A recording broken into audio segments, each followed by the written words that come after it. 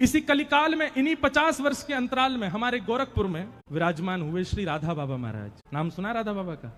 राधा बाबा महाराज की ऐसी अद्भुतता, वे अपने संपूर्ण जीवन काल में कभी वृंदावन नहीं आए, पर उन्होंने वृंदावन के लिए एक ग्रंथ लिखा, एक छोटी सी पुस्तक लिखी, उसका नाम है केली कुंज। और केली कुंज में बाबा ने एक एक बात लिख दी। केसी घाट से बिहारी जी कितने दूर हैं, बिहारी जी से राधा वल्लभ जी की दूरी कितनी है, बीच में कैसे कैसे चौराहे आते हैं, कहां पर कैसे कहां पर भगवान की गौचारण लीला हुई है, कहां पर अक्रूर घाट है, अटल वन कहां पर है, ये सब केली कुंज में महाराज जी ने लिखा है।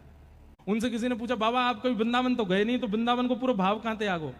बोले मैं वृंदावन ना गया, वृंदावन मुंह में ही रहे, मेरे चित्त में ही रहे। तो किसी ने कहा, बाबा आप तन से भी एक बार वृंदावन जाओ। तो वे कहते, बोले अगर मैं तन से वृंदावन गया तो फिर वापस कभी आ नहीं पाऊंगा, या हमारे मैं जाऊं ना हूं।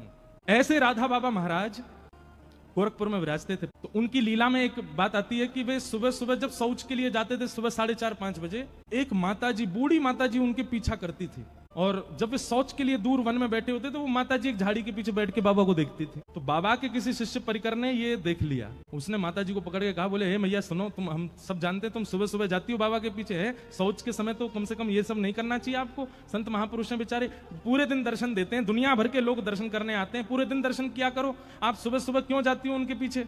तो माताजी के नेत्र सजल हो गए। वो बोले मैं बाबा के पीछे नहीं जाती। तो बोले बाबा जब सुबह सुबह शौच के लिए जाते हैं ना, तब इनके पीछे नन्हों से एक बालक जावे, और वो बाबा के सामने ही बैठो रहे। वो पूरे दिन नहीं रहता, वो सुबह सुबह जब ये शौच के लिए जाते हैं तभी आता है। मैं तो उस बालक को देखने जाती हूँ।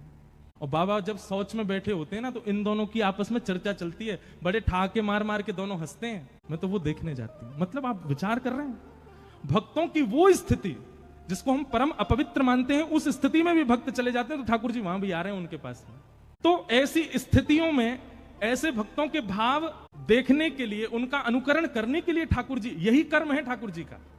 कौन भक्त कब कहां क्या कर रहा है, कौन से भाव से मुझको बज रहा है, किस भाव से मुझे अर्पण कर रहा है, वही भाव प्रिय है ठाकुर जी को, वही भाव देखने के लिए ठाकुर जी आते हैं।